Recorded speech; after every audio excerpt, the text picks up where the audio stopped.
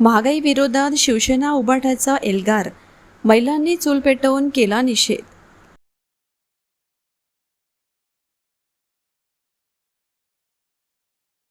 इंधन दरवाढ, वाढती महागाई, शेतकरी विरोधी धोरणे आणि स्मार्ट मीटर योजनेविरोधात शिवसेना उद्धव बाळासाहेब ठाकरे पक्षाने आज जिल्हाधिकारी कार्यालयावर धडक मोर्चा काढून शासनाला निवेदन सादर केले। जिल्हा प्रमुख संदीप गिरे यांच्या नेतृत्वात हे निवेदन देण्यात आले। केंद्र व राज्य सरकारच्या जनविरोधी धोरणांमुळे सर्वसामान्य नागरिक, शेतकरी, शेतमजूर, विद्यार्थी आणि व्यापारी वर्ग आर्थिक संकटात सापडल्याचा आरोप पक्षाने केला आहे।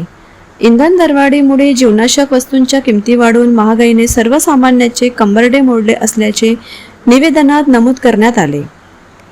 मोर्चा दरम्यान जिल्हाधिकारी कार्यालय परिसरात महिला कार्यकर्त्यांनी रस्त्यावर चूल पेटवून पोळ्या बनवून अनोख्या पद्धतीने निषेध केला। यावेळी संदीप गिरे म्हणाले की 2014 पूर्वी 1-2 रुपयांनी गॅस पेट्रोल वाढल्यावर भाजप रस्त्यावर उतरत होते। आज सिलेंडर 1000चा आणि पेट्रोल 100च्या वर असूनही या सरकारला काही वाटत नाही। नहीं चाहिए अच्छे दिन हमको, लौटा दो बुरे दिन।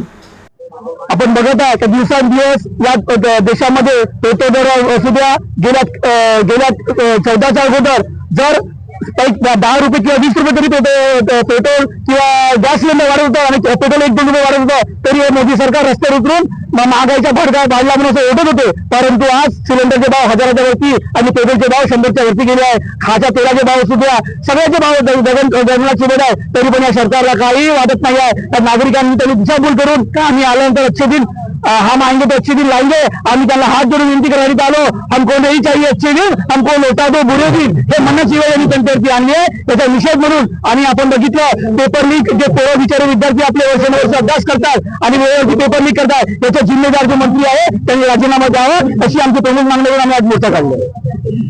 गृहिणींच्या व्यथा मांडताना शिवसेना महिला मोर्चाच्या मनस्वी गिरे म्हणाले की तेल आणि सिलेंडरचे भाव वाढल्याने घर चालवणे कठीण झाले आहे, त्यामुळे शिवसेनेच्या वतीने हा मोर्चा काढण्यात आला।